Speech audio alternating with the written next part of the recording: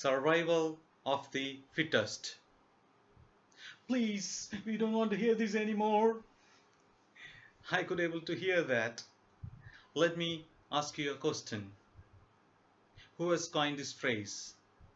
As most of us we know, Charles Darwin, not the one who has coined this phrase. It's Herbert Spencer, a British anthropologist. Anthropology! Fellow Toastmasters and guests, a warm good evening. Anthropology is a scientific study on the aspects of Homo sapiens within past and present societies. It may sound a bit gibberish. Let me put in simple words. It is all about how we humans evolve over time. To prove that, let us do an experiment. Please place your hands straight. Do not try this at home if somebody is standing in front of you. Try to touch your little finger with your thumb. If you can't able to see a little tendon popping beneath your wrist, Mabruk, you are an advanced species. Because nearly 14% of humans do not have this little tendon called palmaris longus muscle. Because as we humans evolve over time, we do not need that hard labor what was primal for the survival of our early ancestors. We do not use them and we are losing them. But on the other hand, we started using our brains more than often. And we gain knowledge and intelligence, and we pass them from generation to generation. And now we are in the verge of building intelligence that even can control our own intelligence. As an avid lover of science, what I can feel here is, if you don't use it, you will lose it, even if it is your body part. If you want to have it, you have to use it.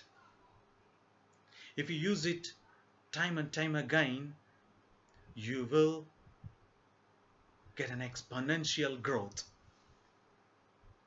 To prove that theory, we do not need to live for generations, but I can prove that with my own example. In my professional career, I used to give many presentations. Once I was giving a safety presentation. At the end of a presentation, one of my colleagues came and told me, Nizar, you have given an exceptional presentation, but you are having an actually syndrome. What is an actually syndrome? You have used the word actually 28 times in your speech. How on earth one can count actually? It may not surprise you, Toastmasters, because he is the president of a Toastmaster club. As he has advised, I joined the Toastmasters club. Then he has made me as an accountant for successive meetings. Then I realized there are many syndromes all around, like, mm, uh, yes, right, there are so many syndromes all around. For my time, I have attended a conference next day on the topic of artificial intelligence. It was a complex presentation. I can't even really bear what the speaker was speaking.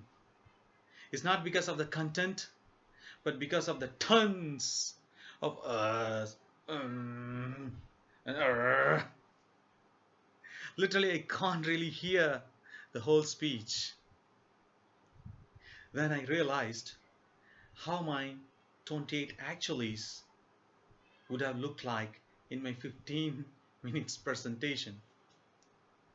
Then I started working on it day in and day out. And finally, I am now actually syndrome free. And moreover, I also started working in many techniques of public speaking. It has really helped me to reach where I am right now. I can take my audience for a smoother travel without those bumpy syndromes. Do you have any of those syndromes? Is there anybody ever came to you and told you about that? Did you ever try to change it? If you didn't, let's listen to Charles Darwin. Listen carefully, my friends. What Charles Darwin has told after decades of research on evolution and survival is not the strongest species that survive, not the most intelligent, but the most responsive to change. It's no matter how strong we are, how intelligent we are, but it's matter how responsive we are will decide our fate on this face of the earth. I want to end with my favorite Winston Churchill quote. To improve is to change. To be perfect is to change often. Let's change ourselves and change the whole world.